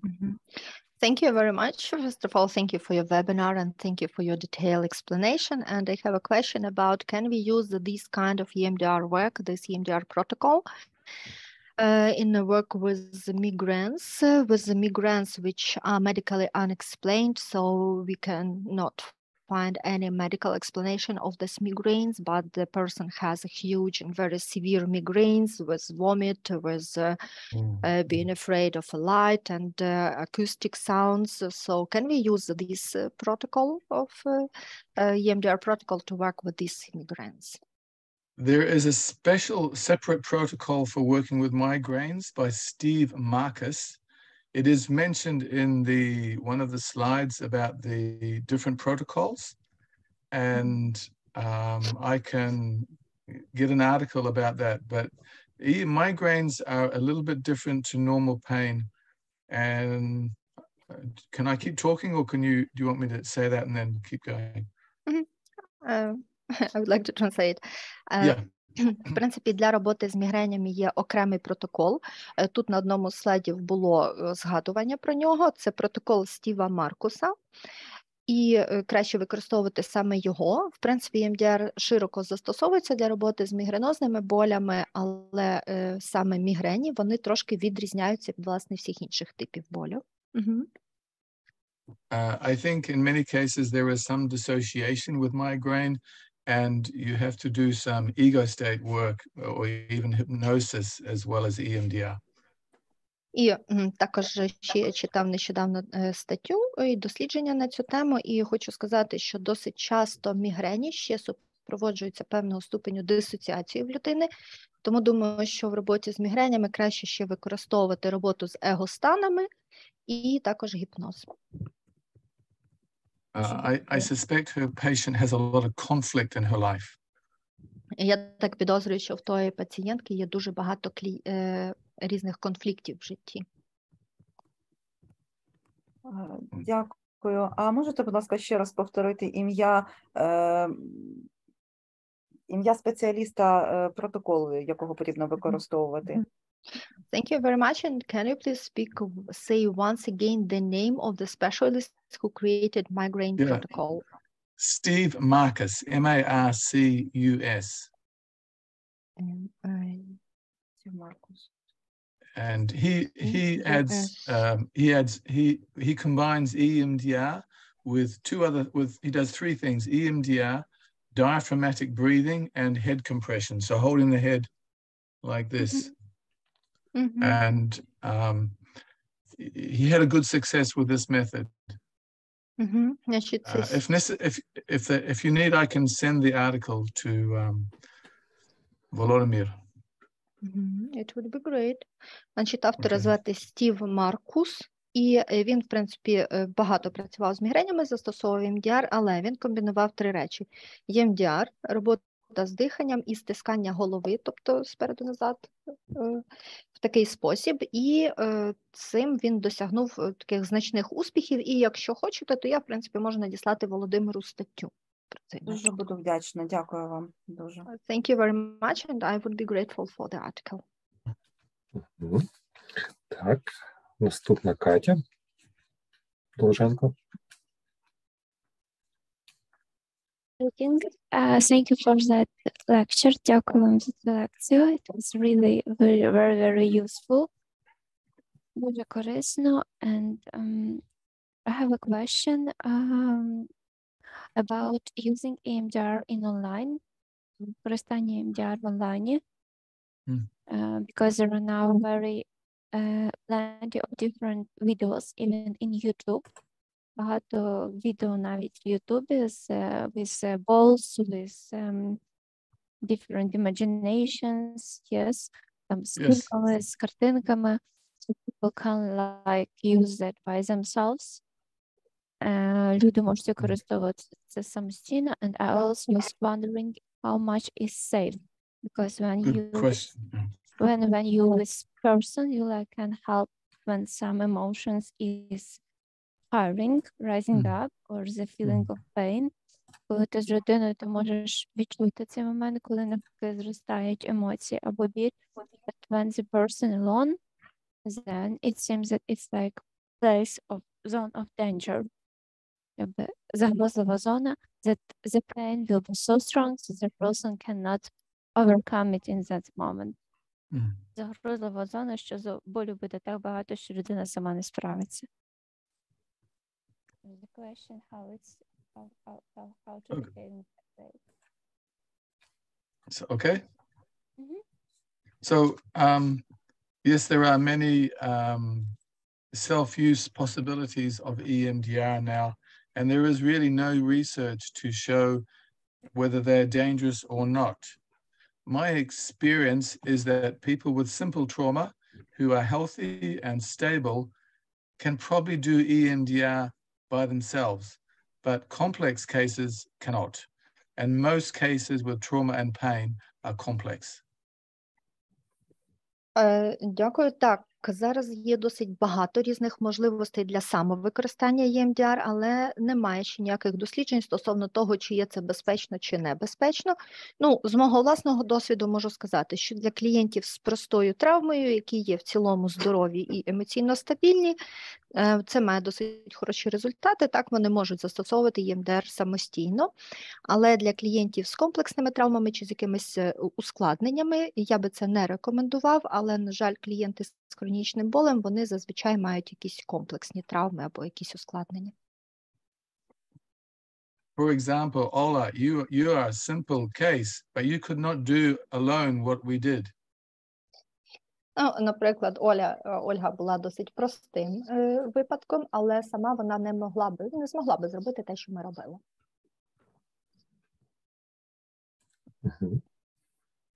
Дякую. І передаємо слово Марії. Дуже дякую вам за інформацію. Моє питання стосується взаємодії з лікарями. Можливо, ви планували це наступного разу розповідати. Суть в тому, як ви оцінюєте складних пацієнтів і що використовувати в першу чергу? ЕМДР, інші способи роботи з болем, чи це може бути взаємодія з лікарем і, наприклад, зміна знеболювального засобу чи інша корекція в фармацевтичній терапії? От саме критерії і план роботи з важкими пацієнтами, які можуть бути, на що можна спиратися?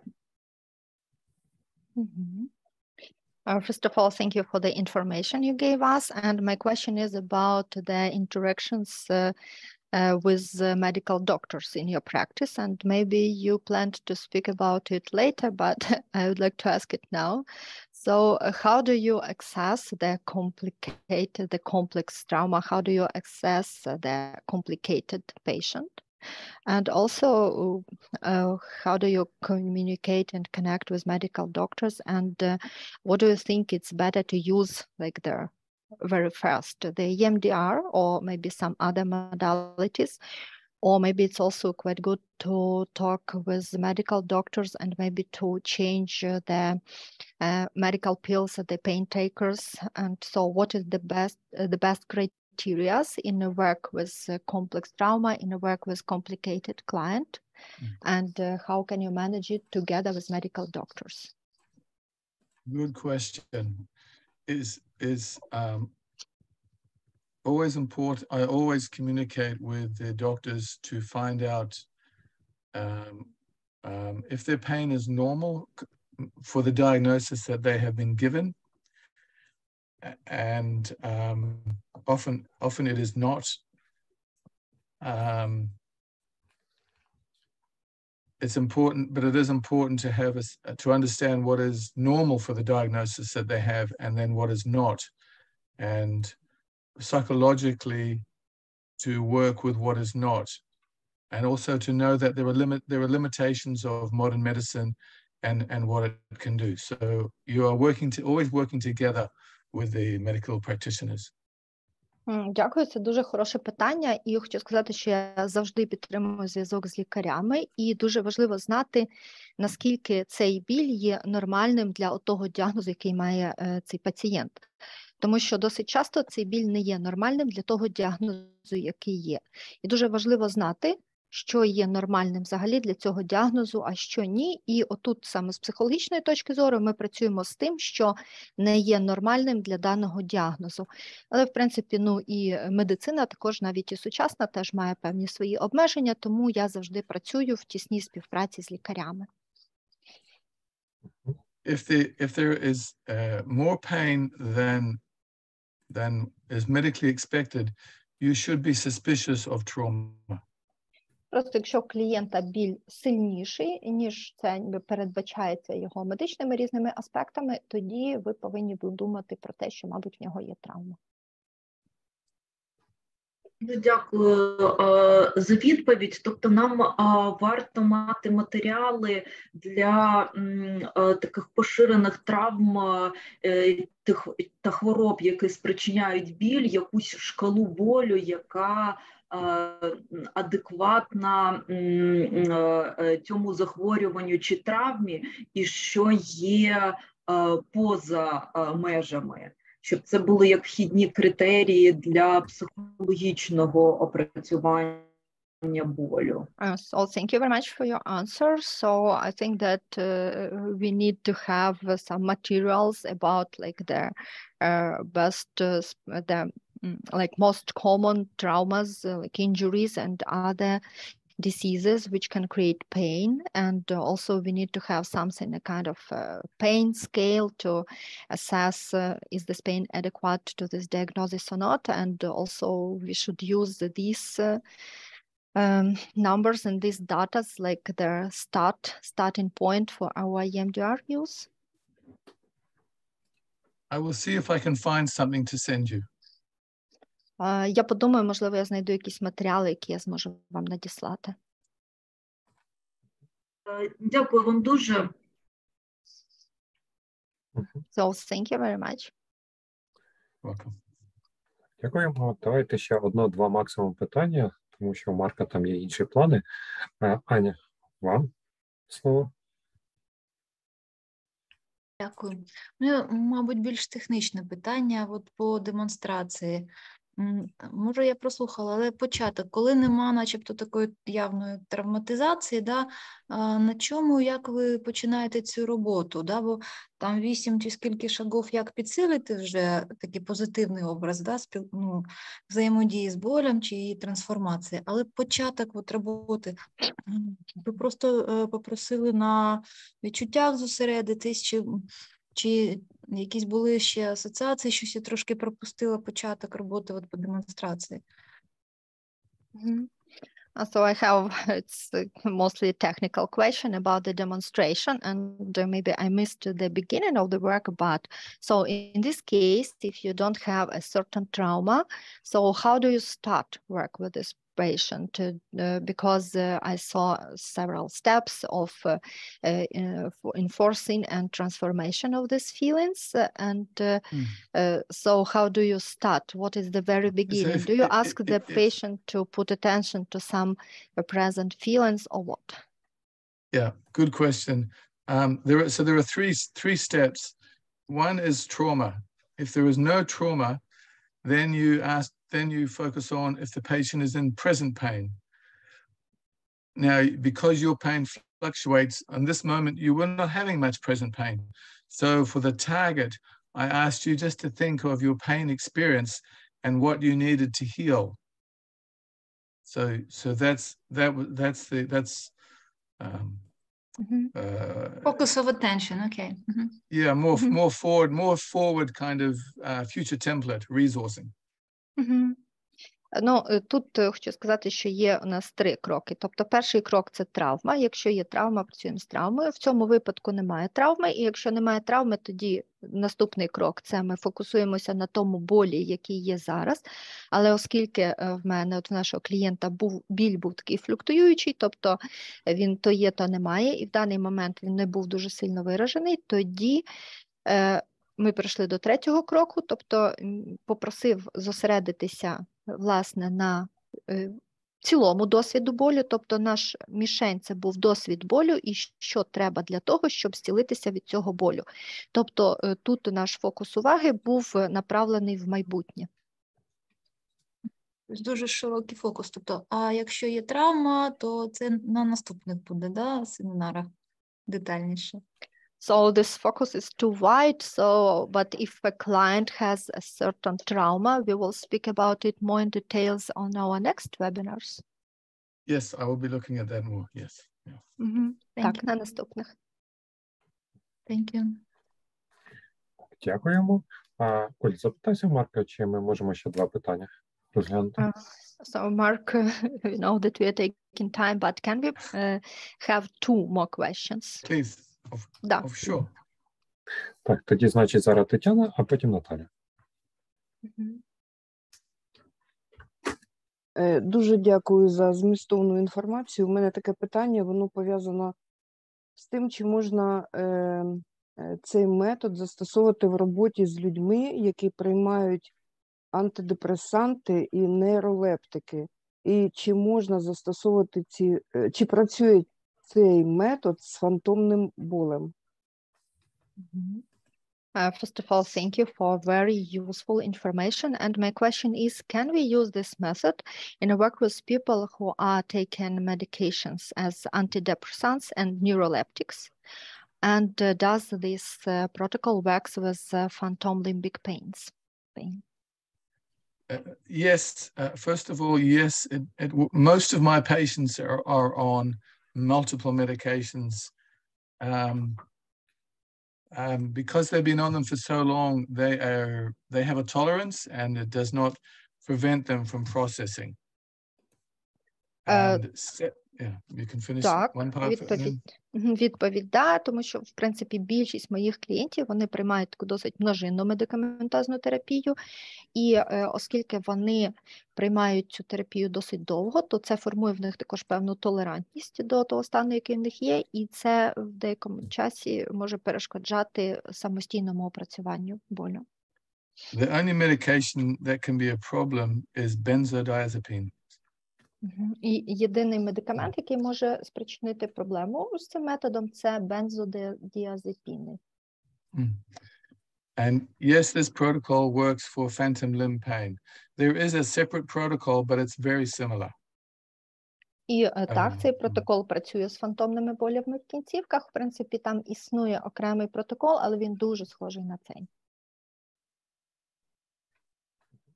Дякуємо. Пані Наталя.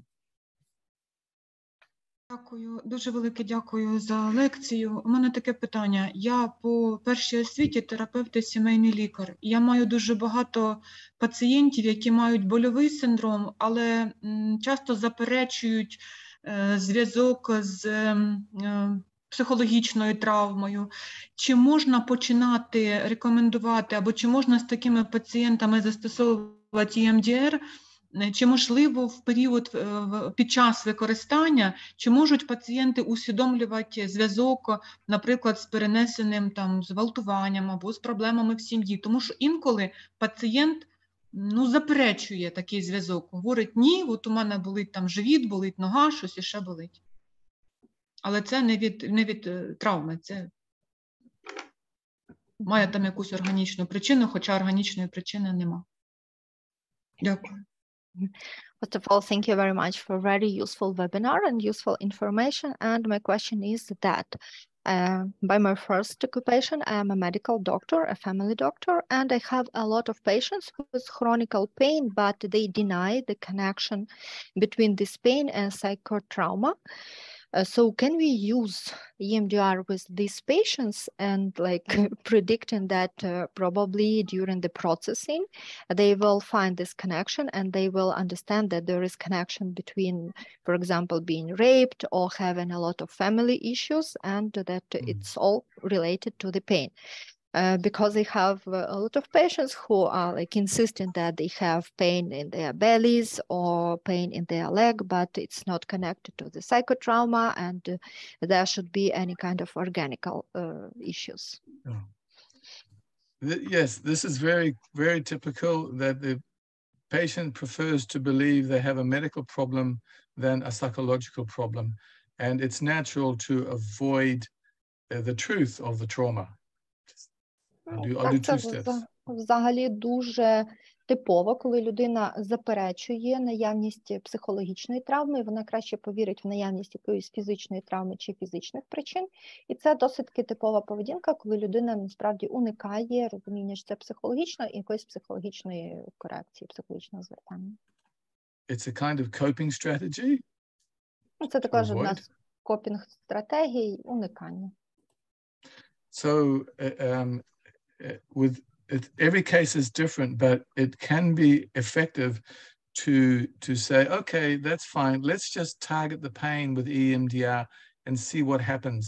And then it can open up things that you can work with, or you can process in a way, the trauma without really ever talking about it, just through the body. And then the patient feels happy that they have got better and they haven't really had to talk about their trauma so much.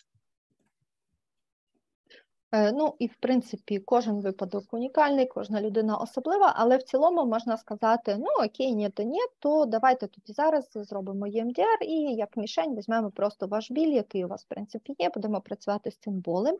І потім уже в процесі ЄМДР, коли ви будете говорити про відчуття, ви можете вийти на ще деякі моменти, з якими можна далі працювати. Або ви просто пропрацьовуєте цей біль, але більше зосереджуєтесь, власне, на тілесних відчуттях, власне, на тілесних переживаннях пацієнта. І, в принципі, таким чином воно може пропрацьовуватися, але при цьому навіть сам клієнт не буде дуже так сильно акцентуватися і говорити про свою травму. І, в принципі, тут можна якби довго працювати, багато з чим, і воно все одно пропрацьовується, але не вимагає такого довгого обговорення саме, власне, моменту травми. Величезно дякую за відповідь. So, thank you very much for your answer. Welcome. Ще такий технічний момент. Всі, хто сьогодні зареєструвався в форму реєстрації, ми всім надішлемо ті матеріали, які нам надасть Марк. Тобто всім цим забезпечимо і подумаємо, щоб, можливо, створити якийсь чат там в Телеграмі чи в чомусь іншому, щоб ви могли обмінюватись матеріалами, тому що, як ви розумієте, тема актуальна і потреба в цьому є насправді величезна. And so one more technical question. So all of you who were registered to my rec form during this webinar, you will have all the materials that Mark will send us. And maybe I will think about to create a chat in a Telegram or other social media, so you will be able to exchange some materials because you see that this topic is extremely actual. А ще пропоную зробити зараз декілька скрінів, щоб ми зробили публікацію у нас всіх красивих. And also I invite you to make some screenshots. So we will make a post on social media of all of us, so beautiful and wise. Перше фото і зараз ще друге фото, бо у нас тут дуже багато всіх. So it was the first photo and photo number one because we have a lot of participants. Так, чудово. Так, на завершення хочеться дуже подякувати Марку за таку структуру подання матеріалу. And at the finishing of our webinar, I would like to say thank you, Mark, for such a great structure and such a great presenting of your material. We highly appreciate you. І не лише... І крім того, що Марк поділився своїми знаннями, дуже велика ще подяка за таку людяність, співпереживання. And also we are grateful to Mark for his such a generous sharing with us his knowledge, but also we highly appreciate your, Mark, humanity and your wish to support us. Дякую. Я молюся, я за вас. Супер. Ми також хочемо подякувати Ольгі за переклад і Роджеру Соломону за те, що він посприяв, щоб цей захід відбувся. And also we are thankful to Olga for her translation, and also we are thankful to Roger Solomon who put some efforts also to make this webinar be done today. І передаємо на заключне слово Марку. And Mark, you're welcome to say the goodbye word. Okay. I only hope that this work will help you all to reduce the suffering that your country is going through. And if there's anything anyone needs, any help, any questions, I will be happy to answer them. Ну що ж, я зробив цей вебінар для того, що я насправді дуже сильно сподіваюся, що це допоможе знизити страждання вашого народу, які у вас зараз є і через що ви зараз проходите. І якщо будь-кому з вас в будь-чому потрібна буде допомога, завжди можете контактувати зі мною, я допоможу. Дякую. Thank you very much. Okay. І до наступних зустрічей. So thank you very much and see you next time. Дякую.